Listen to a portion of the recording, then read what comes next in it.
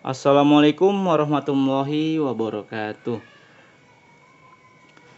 Perkenalkan, saya Gema Jenius Bako dengan nomor NPM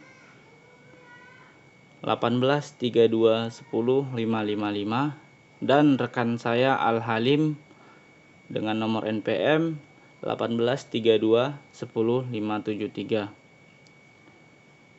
Baiklah, di sini saya dan rekan saya Al Halim akan membahas tentang diskusi kami mengenai overview hidrokarbon non-konvensional. Saya dan rekan saya akan membahas tentang apa itu pengertian hidrokarbon non-konvensional, pengertian sumber daya hidrokarbon, kesamaan karakteristik hidrokarbon non-konvensional, peran sumber daya energi non-konvensional, sumber energi hidrokarbon non-konvensional, perbedaan mendasar antara hidrokarbon konvensional dan non-konvensional, masalah lingkungan dalam kegiatan eksploitasi migas non-konvensional. Baiklah, saya akan menjelaskan tentang pengertian hidrokarbon non-konvensional. Hidrokarbon non-konvensional merupakan sebutan untuk hidrokarbon, minyak dan gas yang mempunyai sistem petroleum. Jumlah cara pengambilan yang berbeda dengan hidrokarbon pada umumnya, salah satunya komponen sistem petroleum yang tidak dapat pada hidrokarbon non-konvensional adalah proses migrasi. Yang dimana hal ini karena hidrokarbon non-konvensional terbentuk dan terperangkap pada batuan yang sama, yang artinya bahwa batuan induk sekaligus juga berfungsi sebagai batuan reservoir, sehingga tidak dapat perpindahan hidrokarbon. Hidrokarbon non-konvensional jumlahnya sangat melimpah. Beberapa hidrokarbon non-konvensional yang dikenal yaitu CBM atau disebut dengan coal bed methane, gas shale, oil shale, gas hydrates, dan lain-lain. Dari beberapa jenis hidrokarbon non-konvensional tersebut, salah satu yang sudah berjalan dan sedang dikerjakan di Indonesia adalah CBM, yang ditandai dengan banyaknya PSC CBM di Indonesia. Besarnya resource CBM yang ada di Indonesia diperkirakan sekitar 450 TCF. Ini merupakan jumlah yang sangat besar bila dibandingkan dengan jumlah resource gas konvensional yang hanya 380 TCF. Untuk sebuah resource, jumlah tersebut sangat menjanjikan.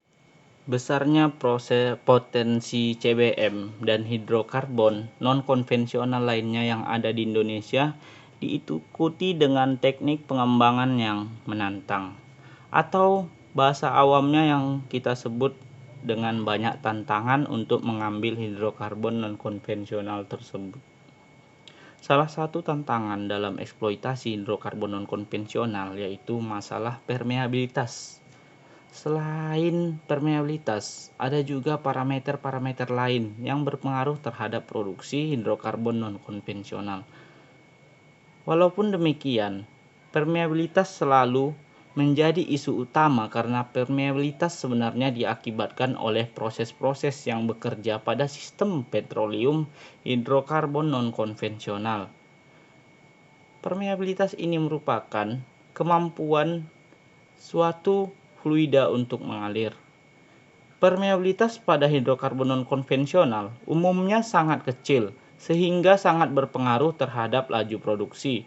Hal ini tentu merupakan tantangan untuk pelaku usaha industri migas dan juga para profesional di bidang migas agar potensi sumber daya yang begitu besar bisa terproduksi secara ekonomis dan berguna untuk manusia. Selanjutnya, hidrokarbon non-konvensional juga mencakup tight oil dan gas, yang dimana shale oil dan gas coal bed methane dan gas hidrat. yang tidak dapat diproduksikan tanpa teknik stimulasi perekahan yang masif. Pemboran horizontal, pemboran multilateral, atau teknik lain yang dapat meningkatkan exposure dari reservoir terhadap lubang sumur. Di samping ini kita dapat melihat gambar bagian dari hidrokarbon non-konvensional itu. Ada bagian shale, coal, konvensional sandstone, dan unconventional tight sandstone. Selanjutnya itu segitiga sumber daya hidrokarbon.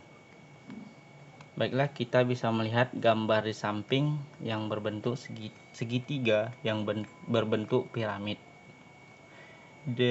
Diambil dari ekonomit yang dimodified dari Holditch. Yang paling atas adalah high medium quality. Inilah hidrokarbon yang selama ini kita eksplorasi dari produksi, yang disebut juga sebagai masa lampau karena reservoir ini disebut dengan reservoir konvensional dengan volume yang kecil dan mudah dikembangkan.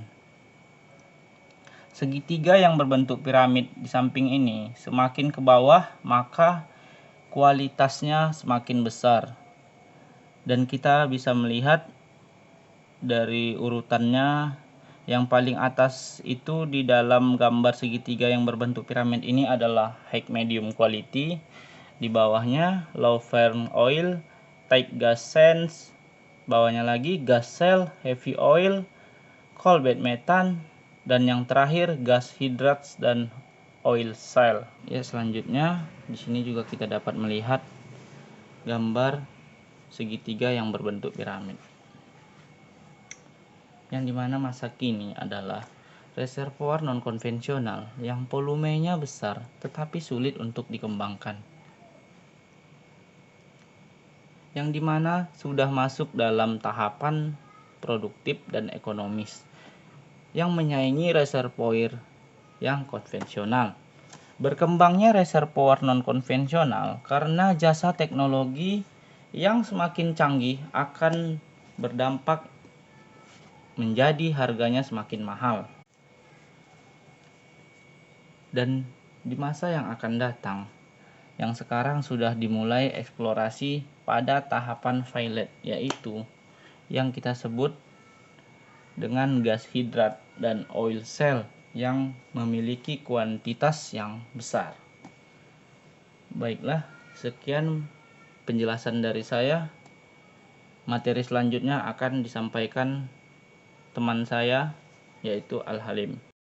Assalamualaikum warahmatullahi wabarakatuh. Nama saya Al-Halim. Di sini saya akan melanjutkan presentasi dari saudara Gema, yaitu kesamaan karakteristik hidrokarbon non-konvensional.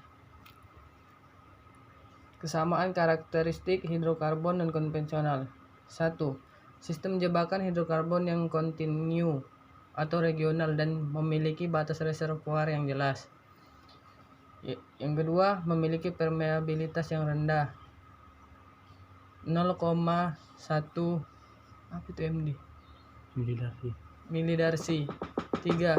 Selalu membutuhkan stimulasi yang pasif agar dapat diproduksikan dengan laju air yang komersial.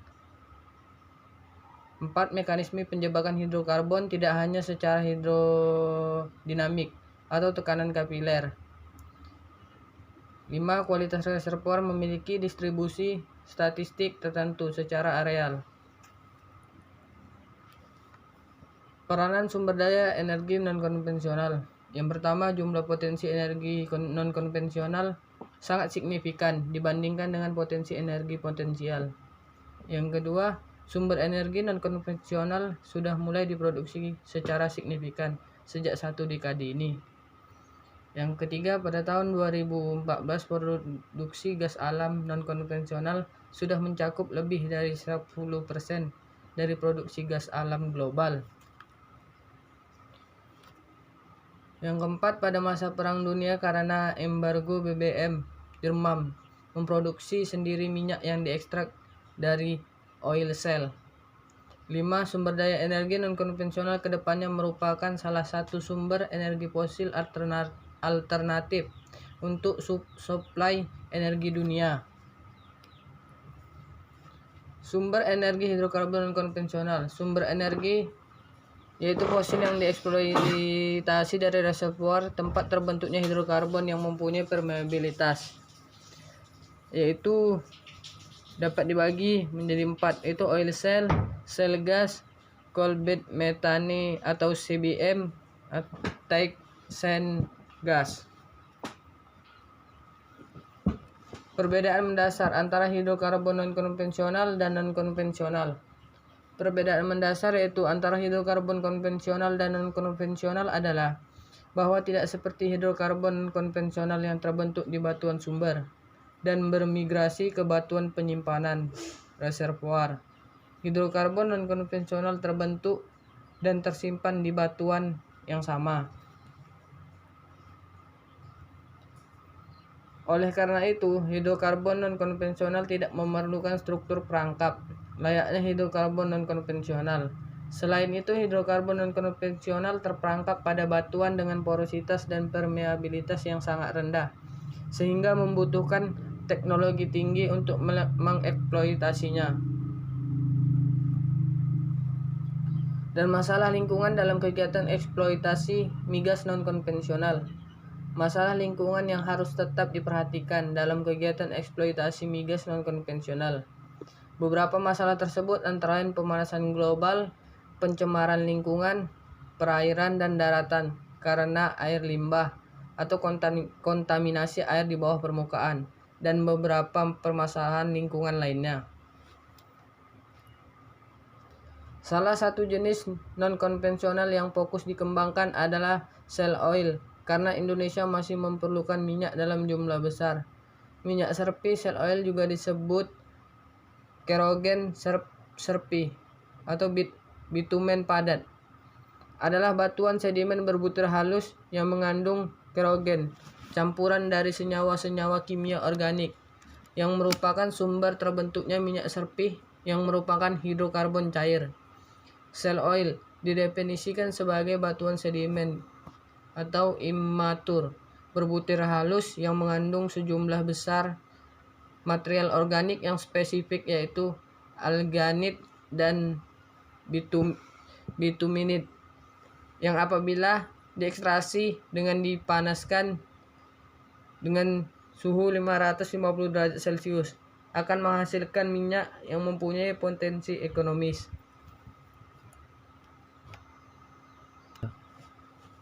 Di sini kami melampirkan referensi dari buku teks, yaitu dari M.A. Yeze and Stephen Holdit, Unconventional Oil and Gas Resource Handbook. Evaluasi and Development Gulf Professional Publishing pada tahun 2015. Makalah dan jurnal Holdit S.A. dan Madani H. pada tahun 2010. Global Unconventional Gas, it is dry, but is it profitable? Journal of Petroleum Technology, nomor 62, halaman 42-48. Holdit S.A. pada tahun 2013, Unconventional Oil and Gas Resource Development, Let's do it right. Journal of Unconventional Oil and Gas Resource 1, halaman 2-8. Sekian presentasi dari kami. Apabila ada kekurangan kami mohon maaf. Saya sudahi. Wabillahi taufiq wal hidayah. Wassalamualaikum warahmatullahi wabarakatuh.